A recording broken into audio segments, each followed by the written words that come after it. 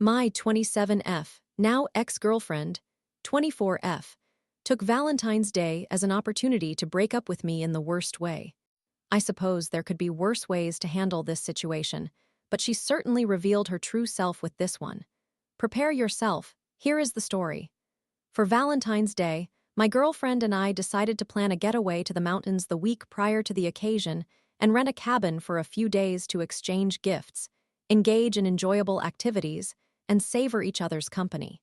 For context, we had been dating for 4 months. The trip was fantastic, truly delightful, and we had a marvelous time. She had visited this mountain town previously, so she took charge of much of the planning concerning which bars and restaurants we would visit and where we would go sledding. We shared the expenses for the cabin, and I paid for our extravagant lunch. We prepared our meals in the cabin for the remainder of the time. Now, onto the Valentine's Day debacle. We had a shared note on our phones where we had been brainstorming ideas for how to celebrate the actual day further. Some suggestions included bars and restaurants, while others involved staying in. I genuinely wanted to organize something special for her. The week before, I informed her that I had a plan in mind, but I asked if there was anything specific she wished to do, to which she replied that she only cared about spending time with me. With that, I felt confident in what I had organized. I went to Trader Joe's and selected several types of flowers and fillers to create a bouquet for her, ensuring that the colors varied in shades of pink, her favorite. The bouquet was breathtaking and quite large, and I believed I did an excellent job. I also purchased an assortment of dark chocolate since she is unable to consume dairy and indulged in some nice champagne. Additionally, I visited Michael's to gather materials for us to make our own candles, a project she had expressed interest in doing at some point, which included wax, wood wicks, 4 different fragrances she adored, dyes, and types of glitter. I bought foot and face masks, and I also selected her favorite nail polish colors from my collection, as she mentioned she wanted to start painting her nails this year. To bring everything together, I crafted a dinner menu featuring 3 options of her favorite dishes that we could have delivered, carefully considering her dietary restrictions.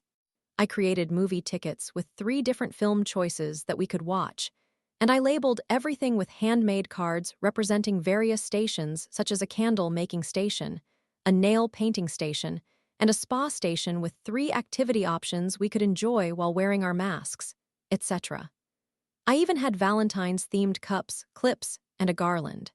On the morning of Valentine's Day, she called me to ask when I would be picking her up, as she needed to do her makeup after work. It had snowed the previous 2 days, and she worried she might not be able to drive her Prius. I reassured her that she didn't need to worry about doing her makeup or getting ready, and she playfully asked, "Oh, so we're staying in?" I replied, "None of your business," also playfully. She smiled and didn't seem annoyed at all, and I thought everything was fine. Fast forward to when I picked her up later that evening. She entered the car wearing a full face of makeup, an elegant outfit, and heels, which immediately surprised me. She inquired, "So, where are we going?" And I sheepishly responded, "Home." The drive became awkward after that. Once we arrived at my place and I let her inside, she dropped her belongings on my counter and made no mention of the setup. I then began to show her what I had prepared, but she showed no signs of being impressed and did not take the time to read any of the cards I created. She handed me what she had brought for me. A single rose taken from her little sister's bouquet that her boyfriend had gifted her, a Rice Krispie treat, and a chocolate from a bag I had previously given her. I felt a little let down, but my attention was diverted by her apparent displeasure, so I didn't dwell on it. She chose sushi for dinner, and I spent $100 on everything she added to the cart. I admit, I encouraged her and covered the expenses. She then went to the bathroom, took her phone, and locked the door. I heard the click, which struck me as odd. However, since she has gastrointestinal issues, I thought little of it. She remained in there for about 20 minutes, and when she finally emerged, I felt the urgency to use the restroom. I noticed that the bathroom smelled fine, which left me puzzled. I honestly wondered if she was in there texting her friends about how disappointed she was, given her obvious mood. Nevertheless, I chose not to say anything. We had a tequila shot and a few glasses of champagne. She disliked all the movie options I had selected, prompting us to start playing a different one. Suddenly, She began slurring her words, which astonished me. This girl can drink like a fish, and I have witnessed her consume significantly more than she had that night. She abruptly headed back to the bathroom, declaring that she felt nauseous, and I heard her gagging. When she finally unlocked the door, I found her sitting on my bathroom floor, crying. The toilet was empty and it didn't smell like vomit. I attempted to help her up, but she resisted, insisting that her sister was en route to pick her up. I was taken aback and urged her to stay, as it was Valentine's Day, and I could take care of her and we could take it easy. However, she refused, stating that she didn't want me to see her in that condition. I had seen her like that before, and she had never seemed to mind. At this point, I realized something was off. Between her sobs, she made a face that suggested she was trying not to laugh. I was crying, asking her what was truly happening, and she insisted nothing was wrong, she just wanted to go home.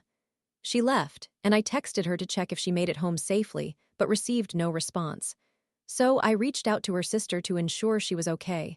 Her sister confirmed they had arrived home and that my girlfriend was quite drunk and likely going to pass out. I went to bed. The following day, we met to discuss what had transpired, and she apologized for leaving in such a manner and for hurting my feelings.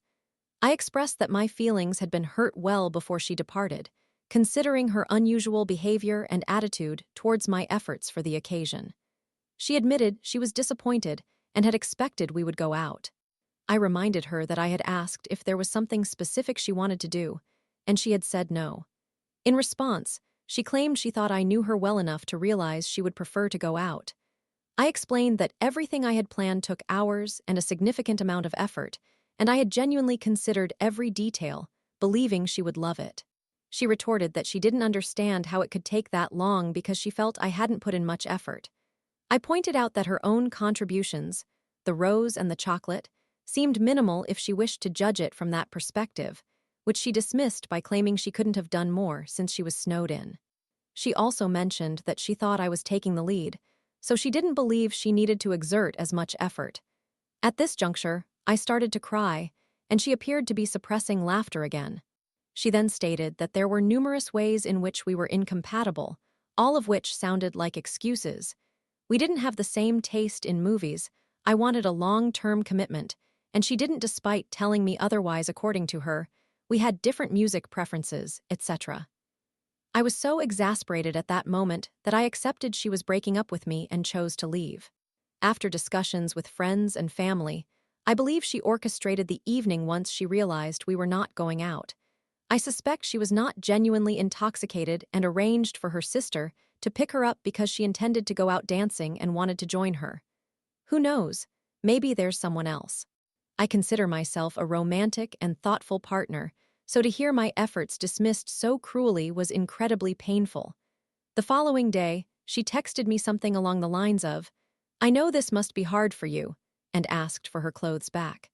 I don't think she appreciated my response, stating I would leave them with the leasing office for her to collect, as she subsequently removed me on Instagram. In the ensuing days, she has also removed me from other platforms and deleted shared notes and collections that would notify me. It seems as though she is attempting to gain my attention or provoke a reaction, considering I did not respond to her text. I suspect she expected me to fight for her or plead for her to come back. It turns out none of my family members liked her and believe she may be narcissistic. After some research, I think I share that opinion as well. However, it is challenging to reconcile the incredible woman I thought I knew who was so affectionate and whom I believed was deeply in love with me with this complete jerk who belittled me and deceived me before ending our relationship. In hindsight, there were certainly warning signs, but I still feel shocked that she could have treated me with such disdain and cruelty. In any case, I needed to express that. Thank you for reading if you have made it this far. Being queer is challenging. If you know, but what on earth was that? Story 2. An on-off wreck. Summary. A socially anxious individual with narcissistic tendencies, attention deficit hyperactivity disorder, and borderline characteristics is in urgent need of therapy. This is the crux of my situation. Hello, Internet. I am a 30-year-old male who has spent a significant portion of my life online, yet I have never truly utilized the anonymity it offers to express my feelings. I am now convinced that documenting my thoughts may be beneficial. I am primarily writing for my own sake rather than for your benefit as a reader, I suppose. It is amusing how I still find it difficult to articulate this, because I want it to be an engaging read that evokes empathy and is perceived as genuinely unique and clever. However, that may not be the core focus, and perhaps I will move away from these considerations as I write. Nonetheless, this discourse addresses multiple challenges I am facing, which have led me to my current state. It appears I lack the ability to organize my thoughts into a cohesive piece, so I will begin wherever it seems fitting. I find myself heavily reliant on external validation, yet I harbor a strong fear of it. I desire everything I do, say, and present to inspire admiration from others. Yet, this admiration never truly lasts, even when I receive praise. At the age of 30, I am uncertain of my identity and frequently feel like a child, perplexed about how to lead a fulfilling life. I ponder what elements life should include and wonder how others successfully identify and pursue their goals. My own aspirations, if they can even be considered as such, shift rapidly, and I often wish for someone else to live my life in pursuit of these goals. In fact, I would frequently prefer that someone else take charge of my existence. I must emphasize that my personal struggles unfold in a privileged environment, devoid of material hardships or threats to my fundamental needs for survival. I recognize that someone in a different situation might view this as a significant blessing. While that is true, it frequently feels draining to me. These feelings were particularly pronounced over the past few days. I had been conversing with a woman through an app. Our dialogues fostered daydreams of a shared life, which essentially suggested that I could escape my reality and immerse myself in hers. This notion may come across as unsettling, yet I respond intensely to that fleeting hope. Conversely, I want to maintain distance because it has never resulted in anything positive for me previously. I will touch on recent experiences shortly. We exchanged amusing stories and shared ideas, and I sense that she, too, has experienced a fair amount of life's difficulties, which is a common trait among those I tend to connect with. I genuinely believe that this is all I comprehend. Upon our in-person meeting, I quickly shut down and realized I could not repeat this cycle. I listened as she shared endearing, intriguing, funny, and heartfelt thoughts, but I was unable to reciprocate any of them. Throughout our time together, I felt as if any attempts at connection would ultimately be damaging, based on my past relationship experiences and my overall outlook on life. Even after our meeting, the thoughts of building a future with her lingered for several days, despite the withdrawn and detached impression I must have given off.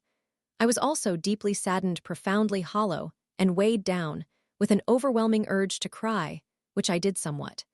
I returned to the reality of solitude, devoid of the fantasy of being a loving partner that had once motivated me to awaken each morning. This portrayal sounds far more compassionate than I genuinely believe it to be. It fundamentally revolved around my own self-interest. Almost every moment of my waking life is consumed with self-reflective questions.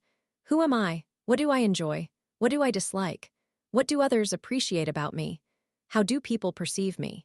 It's reached a point where I regularly envision others observing me as I engage in mundane tasks in my isolated room. I often question whether they would find my actions noteworthy. I can hang laundry and wonder if others might think I am exceptionally competent at it. My sense of self-worth is exceedingly low. I have recently discontinued taking antidepressants, specifically selective serotonin reuptake inhibitors. I was on these medications for nearly a decade, with only slight dosage adjustments. This trajectory of avoidance likely exacerbated the issues I have faced since they first arose. I began using these medications during my initial therapy sessions aimed at tackling social anxiety and depression, which, in hindsight, did not effectively address my problems. I feel quite disheartened by that therapist's approach. To be frank, my emotional upheavals were not adequately alleviated by medication. I did not experience emotions in their entirety over that period. But this was precisely what I desired, so I adhered to the medication, abandoning any real intention to work on self-improvement. What can I say? I did not engage in that process. Instead, I nurtured grand fantasies about the type of person I could become while undermining my own growth during my 20s. I regret this deeply for numerous reasons. Additionally, It feels particularly challenging to convey these sentiments to others, especially when my external circumstances have never been truly adverse. I just never felt like I belonged. I was recently diagnosed with adult attention deficit hyperactivity disorder, which I believe accurately reflects how my mind functions and the life I have lived since leaving my parents' home. I felt a sense of relief for a few days until the usual feelings resurfaced. I am genuinely hopeful that stimulants may aid me, and I will be prescribed them in a few weeks, which I plan to try. They seem suitable, and I have a tendency to favor simple solutions that might allow me to avoid confronting myself. For those who are still reading, I suppose this is similar to what I attempted with selective serotonin reuptake inhibitors, although they certainly were not a shortcut. They are effective, but they ultimately address symptoms. In my situation, I failed to construct a life in which my symptoms could be manageable. If you are using selective serotonin reuptake inhibitors or other medications, that is perfectly fine, and there is likely a valid reason for it. I will address suicide in this paragraph. When I emerged from my sheltered existence at the age of 18, where I spent my youth sequestered with video games, I found it difficult to navigate the real world that I had long evaded. I often reflect on that brief span during my early 20s when I felt I had some clarity regarding my potential path. I recall conveying to my newly made acquaintances, whom I could not consistently keep, that I perceived 3 possible future scenarios for myself. 1. Having made it, which refers to an ambiguous concept of my ideal self. 2. Traveling the world, perhaps as an escape from any potential stability I might encounter. And 3. I would be deceased. Currently, I have no serious plans to end my life, but I often feel as though I am beyond my prime. While there are enough forthcoming events to maintain my hope and an understanding that any chance for peace I experience would be obliterated should I choose to end my life, suicidal thoughts have lingered in my mind for several years. Positive experiences, succeeding in social engagements, receiving validation, managing my life temporarily, etc., push these thoughts into the background. However, these thoughts can be swiftly triggered by even minor challenges. After all, this represents the ultimate form of avoidance, my cherished pattern. On a more optimistic note, this past New Year's was the first in years where I did not believe it would be my final year. Suicidal thoughts have transformed into more frequent responses to the challenges I face rather than lingering considerations. As I write this, I question whether this constitutes improvement, as I often feel closer to death than to life, although that can change quickly. At times, I can even dismiss these thoughts with humor. Nonetheless, they obstruct my ability to set goals and make plans, as I frequently question what the point is if, at my core, I lack true interest in prolonging my life. I must significantly alter my perspective, and that will undoubtedly be a lengthy process. I feel a slight sense of relief after articulating this, and I appreciate the opportunity. Writing this out would not have had the same impact if I had simply typed it in a private document. I could certainly add even more detail and probably will in a subsequent post. However, I wonder why it matters or why anyone should care. I am grateful to you, anonymous readers, for engaging with this post or parts of it, and I extend my sincere thanks to this entire community. Take care.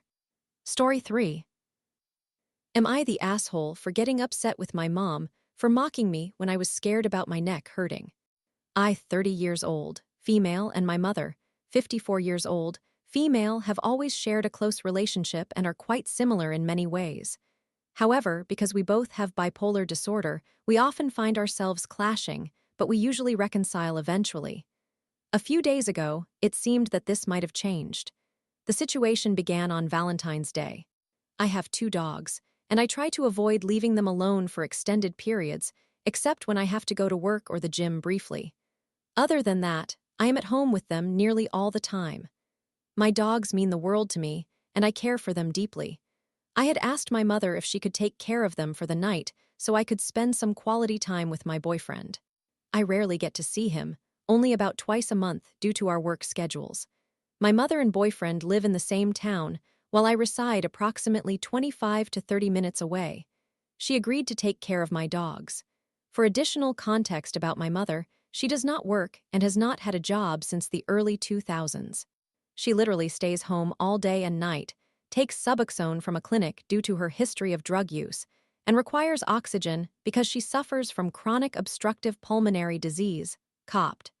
She smokes marijuana continuously and has been a cigarette smoker since she was 9 years old.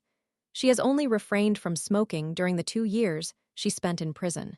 Despite my strong desire for her to quit, I recognize that it is her life and her decision.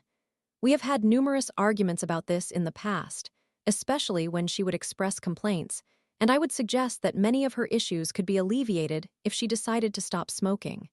She always becomes defensive and reacts angrily, although I mean well and genuinely care about her health. Consequently, I decided to stop bringing it up.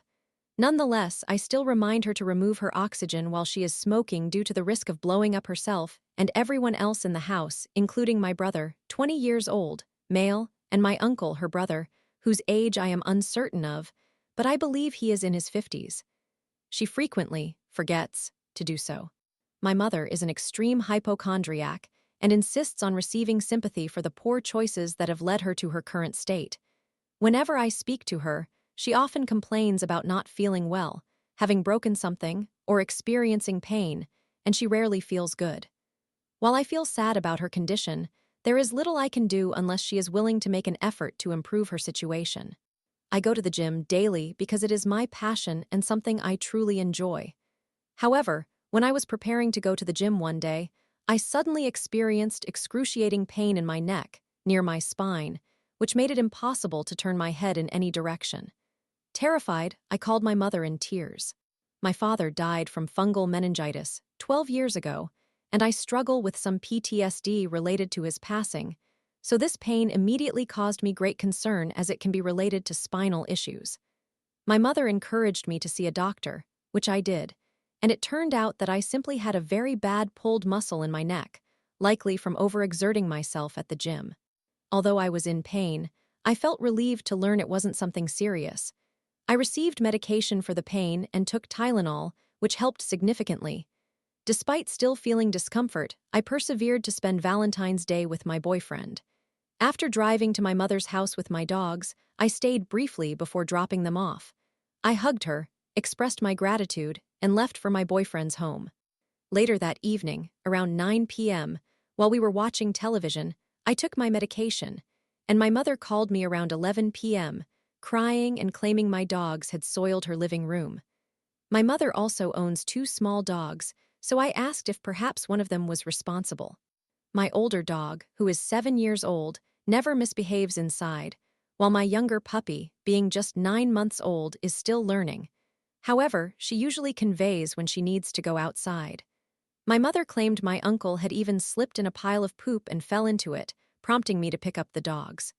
I informed her that I had just taken my medication and was too drowsy to drive, but I promised to retrieve them first thing in the morning. The next morning, my neck was still in significant pain, making it difficult to lift my head off the pillow. I managed to get dressed, said goodbye to my boyfriend, and headed to my mother's house to collect my dogs. Upon my arrival, I expressed my sincere apologies to her and my uncle. She informed me that she no longer wanted to care for my dogs, which I completely understood. I explained that I couldn't stay long as I needed to return home to rest and help my neck heal. While we were discussing the situation from the previous night, she told me my dogs were infested with worms, which was puzzling to me since I walk them on leashes multiple times a day and have never seen anything abnormal in their feces. I apologized and said I would take them to the veterinarian as soon as possible. Changing topics, she mentioned that her sister had just left the store to buy some candy for her. I hold little affection for my aunt, who is a serious substance abuser and has always taken advantage of people, especially my mother. Despite my unease about her presence, I attempted to maintain cordiality. When my aunt returned and asked how I was doing, I responded honestly that I was not feeling great due to my neck pain. She began to flatter me about how much she loves my mother and me, expecting a more enthusiastic response. I politely clarified that I was not trying to be rude, but I wasn't in the mood for a prolonged conversation as I was in pain. Surprisingly, she understood, but my mother did not seem to appreciate my response, as she immediately started mocking me, imitating my distressed call to her the day prior and scoffing, saying, And you all think I'm the hypochondriac. I felt humiliated, enraged, and hurt that she would ridicule me in front of someone else, particularly in such a derogatory tone. My aunt left shortly after, expressing her love for us, which I reciprocated. Once my aunt was gone, I confronted my mother about her mocking behavior. She began gaslighting me, insisting she didn't understand what I was upset about and declaring that she hadn't done anything wrong. I expressed that I was hurt and pointed out that this was a private conversation that had no relevance to my aunt. Her comments were unnecessary. The conversation escalated in intensity, and as I prepared to leave, she screamed at me to get my dogs and get the hell out of her house. At that moment, my anger took over, and without fully considering my words, I retorted, "Screw you." She then approached me aggressively and attempted to hit me. I managed to escape through the door and quickly made my way to my car, but she shouted for me to stay away and never return to her house. I was shocked, especially since my father had bequeathed the house to my brother and me when he passed, meaning my name is also on the deed, although my brother's will be added in the future since he was a minor at the time of our father's passing. I secured my dogs in the car, feeling increasingly guilty about the words I had spoken. Consequently, I resolved to go back inside to apologize. Upon entering, I offered my apologies, but my mother began crying, casting herself as the victim and saying she was tired of my tone when communicating with her. Ironically, she had previously claimed that once she passed, my brother and I wouldn't be her problems anymore. I chose not to respond further and left without another word. Now, several days have passed, and I've considered reaching out to her to try to apologize again, as I truly miss my mother. However, I am equally weary of her mistreatment and her tendency to play the victim when things don't go her way, often launching verbal insults when she is upset. I am at a loss regarding what action to take. Some of my friends believe I am justified in my decision to avoid contact with her, while others argue that I should attempt to make amends since she is my mother, and I would regret it if something were to happen to her. So, Reddit, am I the asshole for reacting negatively to her mockery and choosing not to reach out or reconcile after already apologizing? Story 4. Aita for wasting my friend's time, and am I even a good friend in the first place? I hope that title is relevant. I am completely at a loss, and this is my first time posting here. I genuinely need some advice. Some of this may seem unrelated, but I tried to provide good background information. Here we go. My best friend, female, 23, and I, female, 23, met in college and have been friends for at least 5 years. 2 years ago, she and her boyfriend moved to another state, which was very sad, although it was ultimately better for them. We, along with her other close friends, have made efforts to visit each other for birthdays, holidays, and just because over the past few years. Her boyfriend, male, 25, and she broke up in 2024. Around September of that year, we were on the phone when a plan arose about me moving to her state for a few months to participate in a program together. We have always fantasized about vacations and trips, but most of those dreams never came to fruition. This one did. We began planning to live together, and we were very excited for the specific reasons that prompted the discussion about my moving there in the first place. At one point, we agreed that my boyfriend, male, 23, would either move in with us or travel back and forth between our old state and our new state so that he could retain his job. Regardless, it was his decision. He would help with rent while he was there, and it was not an issue either way. As we approached the significant steps in the process, we began to encounter challenges regarding certain living arrangements that did not accommodate one or the other's wants and needs. I currently have a stable job where I live, and since our program will last only 6 months, I plan to return home and continue my work. This state is also not one I would want to reside in unless it was to participate in this program, which led me to seek short-term leases, as I truly did not want to compromise on that. She already lives there and was more flexible about the length of the lease, but was looking for more of a long-term arrangement. She conducted extensive searches, but was unable to find a 2-bedroom home or apartment for rent that allowed pets and offered a short-term lease. She wanted something as soon as possible, while I was willing to wait a bit longer to find a more affordable option. Her parents live very close by, and she has a few extremely reliable relatives who would be thrilled to have her stay with them if she needed to leave her shared home with her ex urgently. Throughout our friendship, we have recognized that our personalities are quite different. One of the main reasons we have connected so well is that she is more type A, and I am more type B, which is completely acceptable. We have been fantastic friends for a long time, and this difference has never been an issue. However, when it came to planning our future, we began to clash due to these differences. She made several comments suggesting that if it became too much for me or wasn't what I wanted, she would be okay with it, as she essentially had other options for housing. Although I never expressed a desire to not follow through, I believe she wanted to hasten the process and find a place rather than wait to locate a cheaper option that met my needs. This is all just my perspective, so I'm not entirely certain. After deliberation, we made the difficult decision not to live together, but I would still be moving there, and we would continue with the program together. Instead of living with her, I sought alternative options such as Airbnb and very short-term leases, even looking at places that wouldn't allow my cat. He would stay with my parents and would likely enjoy it more than moving, I'm sure. However, there really wasn't anything affordable for me alone based on my current savings while also paying for the program. I did find a 2-bedroom apartment for a very good price that would allow multiple pets and even had several bathrooms and a patio. This place is located in a decent area, but is 50 minutes away from the campus we would be attending. It also has significant damage and lacks a washer and dryer hookup, but these were issues I felt I could overlook or fix to make it work for me temporarily. Even at a great price, it was still not within my budget alone, so I asked my boyfriend to move in with me full-time. Her initial option did not work out, and she views living with her parents as a last resort. She was offered the opportunity to stay in her current apartment and arrange things with her boyfriend. They had a conversation, and he gave her a promise ring. Though they are not dating, it appears she wants to see where that relationship leads. I understand that I put her in a difficult position. Had I compromised more, we might have already secured a place together, and he wouldn't have had the chance to try to win her back. I was trying to make decisions that best suited my situation while preventing her from waiting around for a cheaper option. Since we both reached this decision together, I didn't consider the potential repercussions.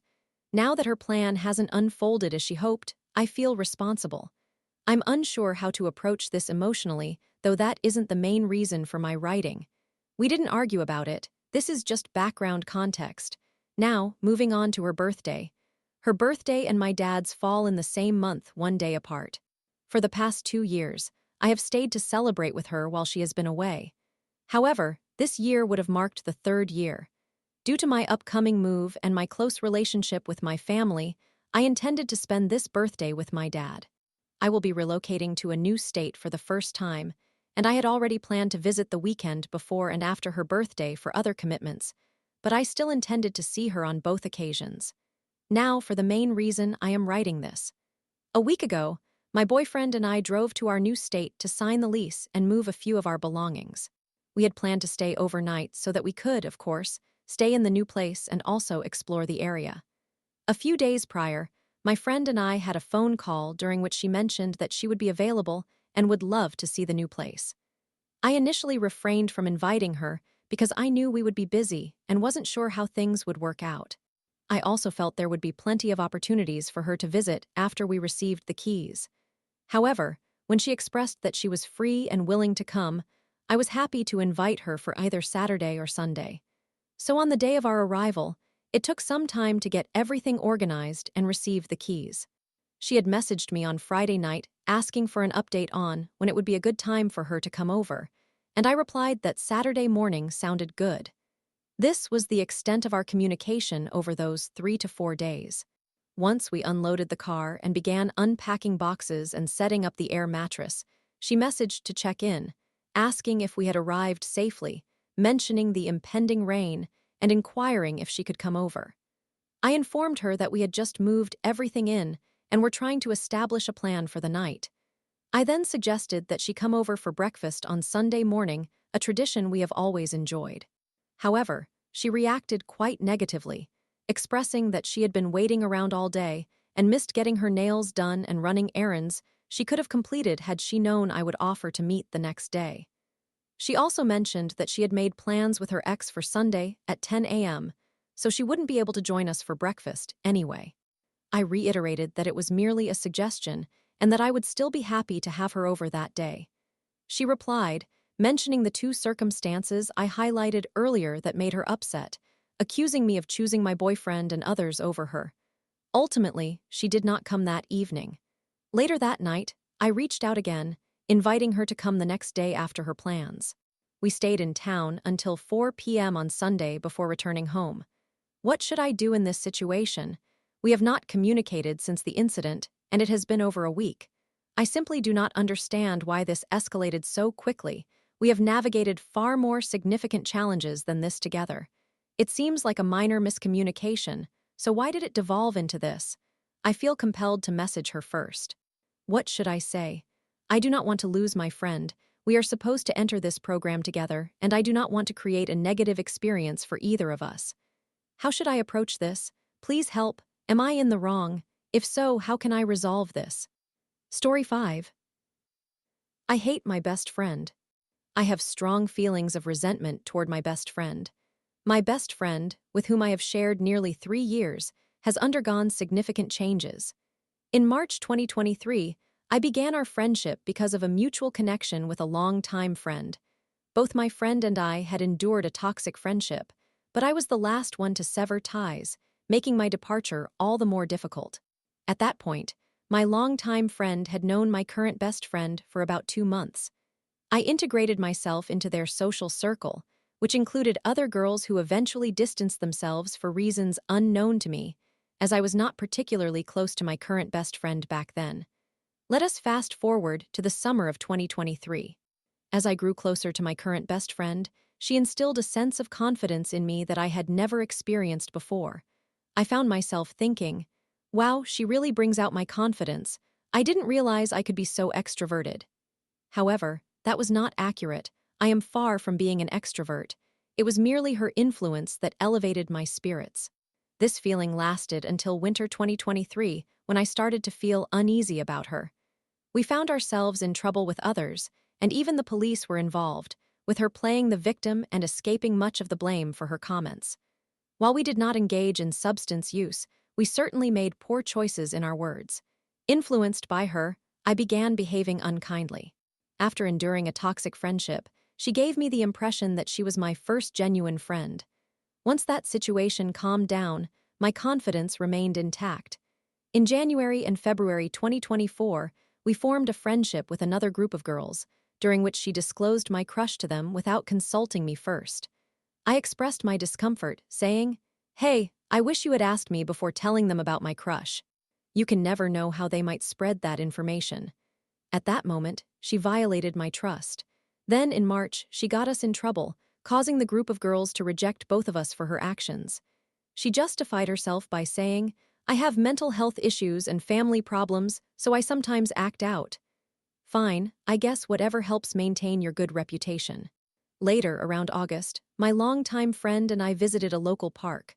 While walking, I sat her down and told her, "I don't have fond feelings for my current best friend anymore. Yes, she once made me happy, but she has changed. Has she mentioned anything about me?" My longtime friend's nod confirmed my fears. My heart sank. How could she portray such care towards me while talking negatively behind my back? During our time together, we reflected on my current best friend, and it became clear to me that she was a poor friend. I decided to limit what I shared with her, as she had already demonstrated a tendency to disclose private information. I felt my trust had been violated. A few months later, she began dating a rather odd guy and subsequently broke up with him. It struck me that I had also dated him a couple of years ago, and I shared some strange messages he had sent me in the past. I asked her, "Could you please keep this between us?"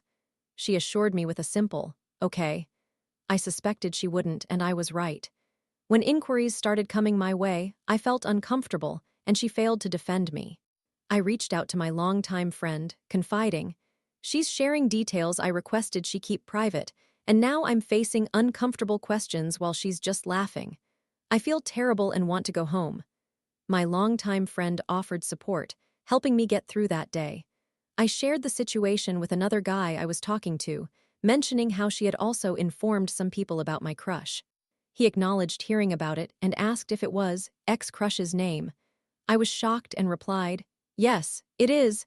Why is she discussing my personal life with others?" He remarked that it wasn't right, advising me to distance myself, and I took his counsel to heart. Other instances of trust betrayal occurred after that, but let's move on to a more dramatic event. My longtime friend, my current best friend, another girl who joined us, and I formed a friend group. However, my current best friend and the new girl were in a different class, while my longtime friend and I were in the same one. The current best friend and the new girl spoke negatively about my longtime friend, and someone recorded their conversation and shared it with my longtime friend at lunch. She ended up crying to the person who recorded it instead of coming to us, which left our friend group in confusion. After school, I reached out to my longtime friend to check on her since it had been a week since the other girl messaged her. My longtime friend told me that my current best friend and the other girl had been bad-mouthing her. I was taken aback and immediately called her to hear the details. A month later, my longtime friend and her group urged me to cut ties with my current best friend. That day, I reached a breaking point and recognized the depth of my animosity towards her. I felt deeply betrayed. Plans were in place for me to leave, but stirring up drama just 4 months before transitioning to college felt pointless. I believe my longtime friend and her group perceive me as insincere. Someday, I would like to discuss this with my longtime friend, but I currently lack the courage. I find myself hesitant to leave because, 1, I prefer to avoid a scene. 2, my best friend is well-liked, which might lead others to side against me if I depart. 3, I can endure 4 more months. 4, my current best friend has positively influenced my reputation, and I don't want to jeopardize it. In a few months, I will head to college, and my current best friend and I will embark on separate journeys, allowing me to create distance. However, there are additional reasons why I harbor such resentment toward her. 1, she ridicules my interests and hobbies. 2, she is an extremely rude individual. 3, I genuinely believe she lacks empathy. 4, she has no filter. 5, she does not realize how loudly she speaks disparagingly about someone. 6, she consistently disregards my boundaries. 7, she toys with others' emotions.